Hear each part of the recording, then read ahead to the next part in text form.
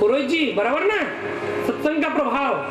तो स्वर्णकार, सत्संगी स्वर्णकार आया और एक पतली सी रस्सी लिया और एक मूर्ति के कान में डाला तो दूसरी कान से निकल गई। वो कहता क्यों, ये 500 की है ना? हाँ 500 की बराबर। दूसरी मूर्ति के कान में डाला और रस्सी सीधे जाकर के उस मूर्ति के हृदय में जाकर के समा गई। क्यों, 1 लाख की मूर्ति है ना? हाँ जी 1 लाख की मूर्ति है। उसी प्रकार कथा सुनने के बाद आप सरौता मत बनना, इस कान से सुनना उस कान से निकाल मत देना। कथा सुनने के बाद आप अपने हृदयांग करना, हृदय में अनुसरण करना, हृदय में उतारना। यदि कथा आपके जीवन में उतर गई तो आप ही नहीं, आपके माध्यम से न जाने जाए कितने भागवत प्रेमी आप उत्पन्न कर देंगे अपनी प्रेरणा मात्र से। ऐसी कथा की अद्भुत महिमा है। इधर भक्ति महारानी कहती है, ईश्वर से तुम ही धन्योसी मदभाग्येन समागता।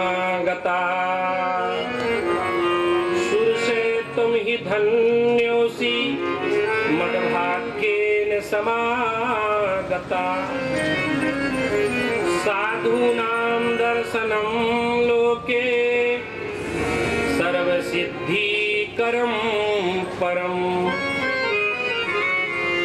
आज मुझे अनुभव हुआ कि अब ये कार्य मेरा सफल हो जाएगा क्योंकि आपका दर्शन हो गया प्रभु। फिर दूसरे भाव में कहती है, जयति जगति माया यस्य कायाद्धवस्ते वचन रचनमेकं केवलं चाकलय्यो। ध्रुवपदमपि यतो यत्कृपातो ध्रुवोऽयं सकल कुशल पात्रं ब्रह्मपुत्रं नतास्मि। अरे आपके उपदेश से वह 5 वर्ष का बालक ध्रुव को प्रभु की प्राप्ति हो गई, तो क्यों ये मेरे बेटा जो ज्ञान वैराग्य है क्यों न जागृत हो जाएंगे? इसमें कोई आश्चर्य की बात नहीं है। महाराज कोई उपाय करो। अब नारद जी कहते हैं कि देवी तुम चिंता मत करो, मैं कोई उपाय करता हूं जिसके द्वारा तुम्हारे दोनों पुत्र जागृत हो जाएंगे। नारद जी ने वेदों का पठन किया, फिर नारद जी ने गीता का पाठ किया, संग की ध्वनि की, अनेक प्रकार का उपाय नारद जी करते हैं। फिर भी नारद जी के उपाय करने पर ज्ञान और वैराग्य जागृत नहीं हुए। हाँ, लेके जाइए कलश, अपने घर में रखिएगा और हो सके तो पूजन 7 दिवस करिएगा। भंडारा होने के बाद जा करके आप घर के कार्य में ये कलश को अपने रख सकते हैं। माइयों धन्यवाद।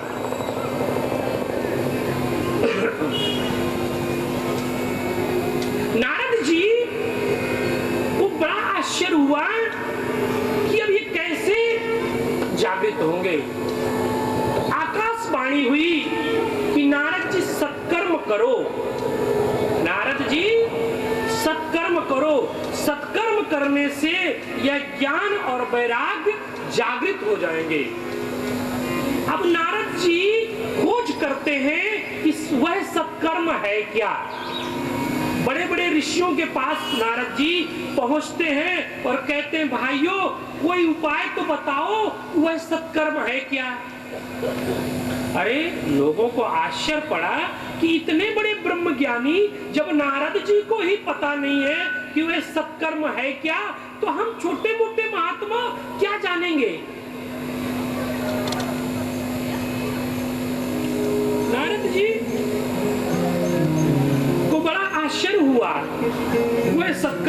किया और वह सत्कर्म के प्रयास के लिए नारद जी बद्री नारायण जाते हैं। और बद्री नारायण जब जाते हैं तो विचार करते हैं कि अब हम तप करेंगे बद्री नारायण में जाकर के, और जब तप करेंगे भगवान को प्रसन्न करेंगे, और भगवान के प्रसन्न करने के बाद भगवान ही इसका कोई उपाय बताएंगे। तो मानो नारद जी भजन करना चाहते हैं कि भजन करेंगे, प्रभु को रिझाएंगे, और प्रभु को रिझाने के बाद प्रभु ही उस सत्कर्म का बताएंगे कोई वास्तव में सत्कर्म है क्या। कृष्ण गोविंद माधव मुरारी कहो, तेरे चरणों में बाकी बिहारी रहो, तेरे चरणों में बाकी बिहारी रहो। कृष्ण गोविंद माधव मुरारी कहो, कृष्ण गोविंद माधव मुरारी कहो, तेरे चरणों में बाकी बिहारी रहो, तेरे चरणों में बाकी बिहारी रहो।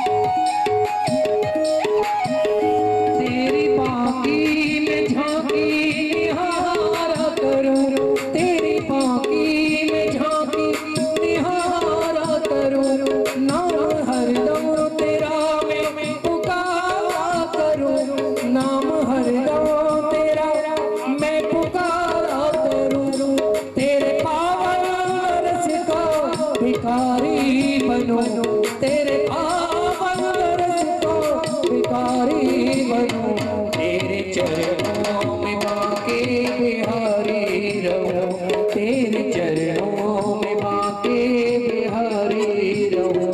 कृष्ण गोविंद माधव मुरारी कहो, कृष्ण गोविंद माधव मुरारी कहो, तेरे चरणों में बाकी बिहारी रहूं, तेरे चरणों में बाकी बिहारी रहूं।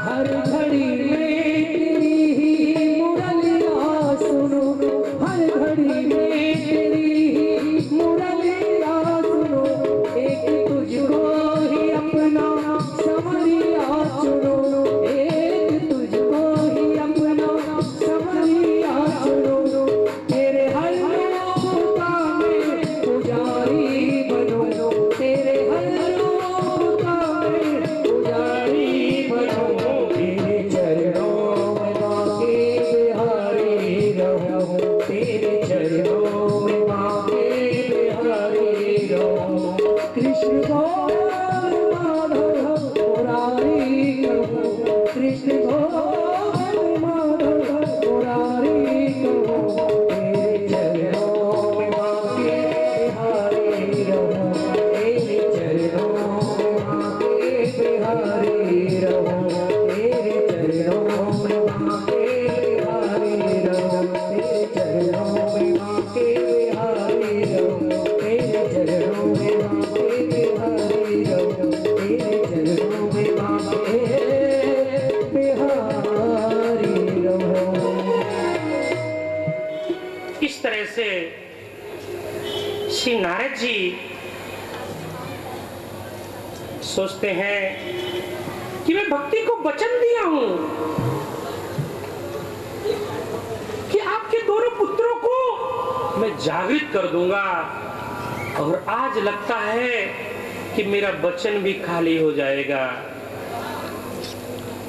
जब भक्त निराश होता है तो भगवान प्रकट हो जाते हैं। सदैव भक्त की रक्षा के लिए भगवान खड़े हो जाते हैं। आज श्री नारद जी जब बद्री नारायण पहुंचते हैं तो बद्री नारायण में श्री नारद जी के जो चारों भाई थे, सनत, सनंदन, सनत और कुमार, समय तो देना पड़ेगा, सनत, सनंदन और कुमार, ये चारों अग्रज थे।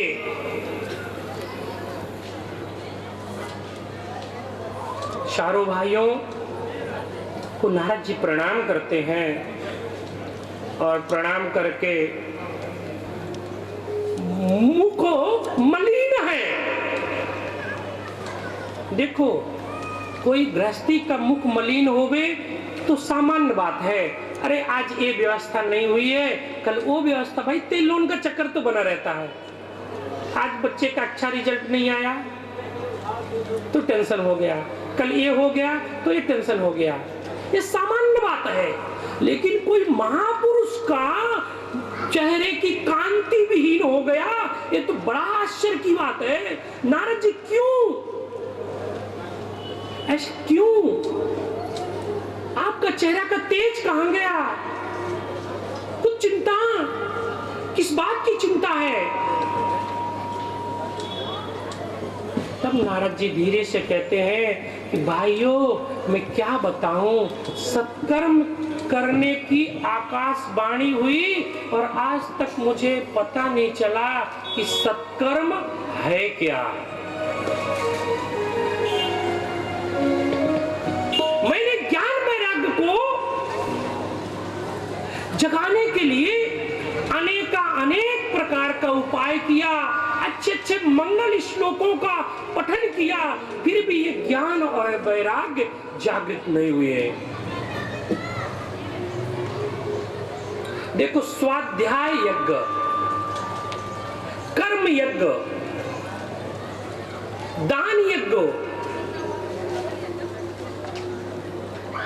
इसको कर्म यज्ञ कहते हैं। ध्यान देना, स्वाध्याय यज्ञ, कर्म यज्ञ, दान यज्ञ, एक कर्म यज्ञ है, धर्म यज्ञ है। सत्कर्म तो श्रीमद् भागवत की कथा को ही कहते हैं कि सत्कर्म ज्ञान यज्ञ है। श्रीमद् भागवत की ही कथा ज्ञान यज्ञ और सत्कर्म है। तब नारद जी कहते हैं कि भागवत वेदों का ही तो सार श्रीमद् भागवत है। मैंने वेदों का सार सुनाया तब भी ज्ञान वैराग्य नहीं जागृत हुए, तब कैसे जागृत होंगे? तब बस कुछ क्षण बैठिए माता जी, प्रसंग तक पहुंचने दीजिए।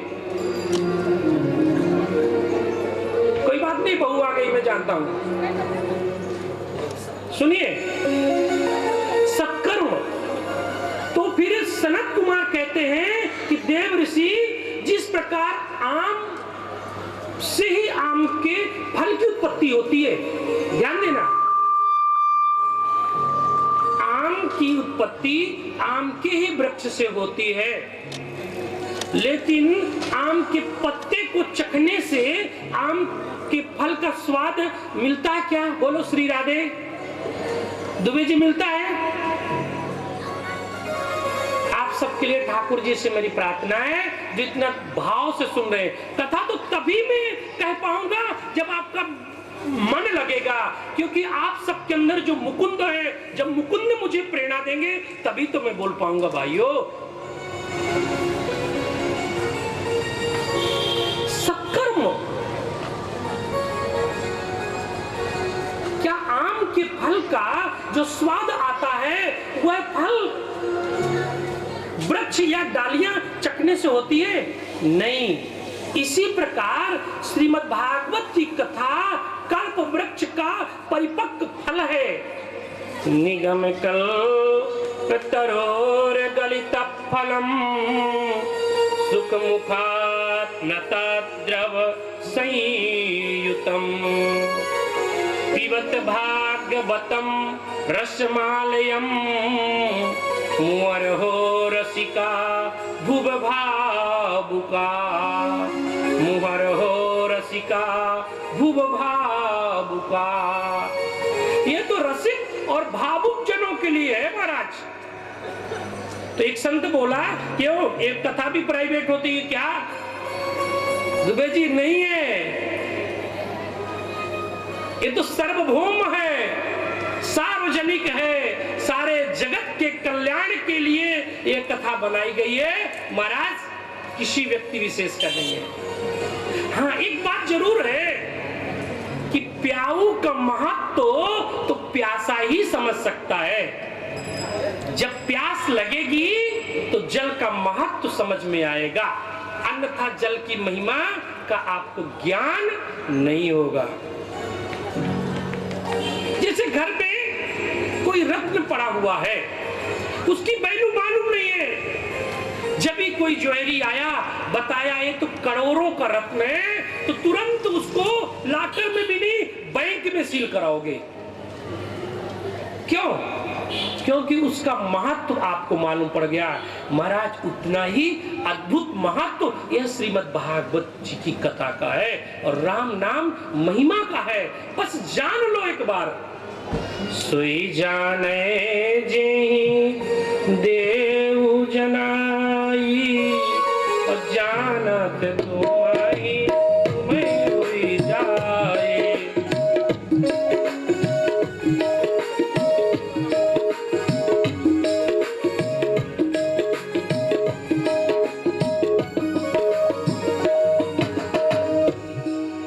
ये तो वही जान पाता है जिसको वो जनाता है।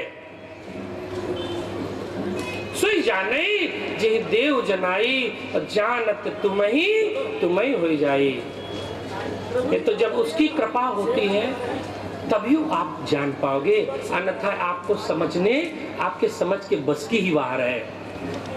सोई जाने जे देव जनाई और जानत तुम्हें हो जाई। इस प्रकार से भागवत की महिमा है।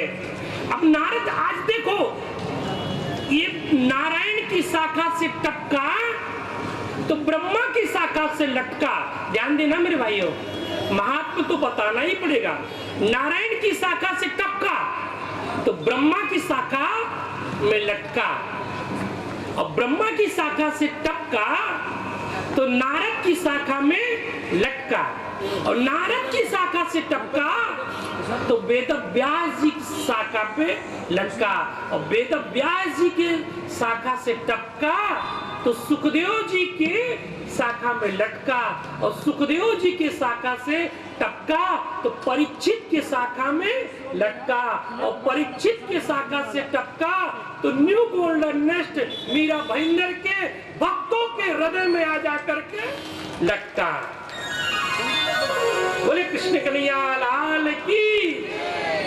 इतना अद्भुत ये नाम की महिमा है। अब नारद जी सोचते हैं कि बद्री नारायण में ये श्रीमद् भागवत का आयोजन करेंगे तो महाराज कोई श्रोता नहीं आएंगे, लेकिन आज मुझे ऐसा लग रहा है कि पंडाल छोटा पड़ेगा, बाकी ठाकुर जी जाने। तो सोचते हैं कि बद्री नारायण में मैं आयोजन करूंगा तो श्रोता नहीं पहुंच पाएंगे। दुबे जी बराबर है ना, बात हुई थी ना। तो नारद जी सोचते कोई ना कोई तो उपाय करना पड़ेगा इसका, कोई हाथ देखो हर एक वस्तु का कोई ना कोई तोड़ है। तो नारद जी कहते महाराज सनत कुमार आप जैसे विद्वान कहाँ मिले मुझे बताओ, आप ही कोई उपाय बताओ। यहाँ तो संसारी जीव आ ही नहीं सकते हैं, बद्री नारायण कौन जाएगा बोलो। 3 साल से यात्रा बन रही है मेरी, आज तक नहीं पहुंचता हूँ। इस बार प्रार्थना किया हूं इनसे कि प्रभु बुला लो मुझे। तो कुमार कहते हैं कि बद्री नारायण से थोड़ा नीचे हम आएंगे और उधर से भृगु वशिष्ठ अत्रि आदि ऊपर आएंगे।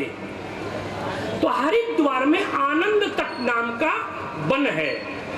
उस आनंद तट नाम के वन में हम श्रीमद् भागवत का आयोजन करेंगे।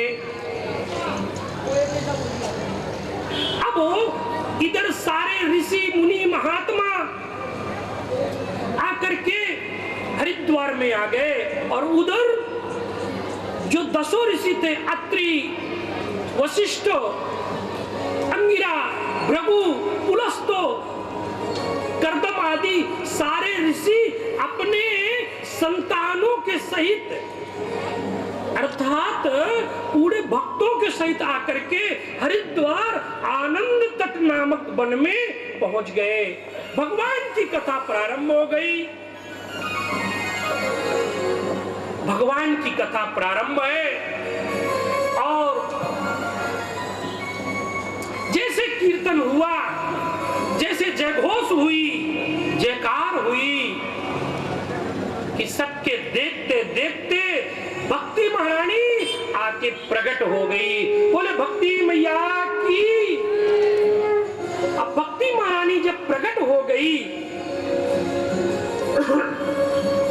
तो कहती है कि मैं कहां बैठूं,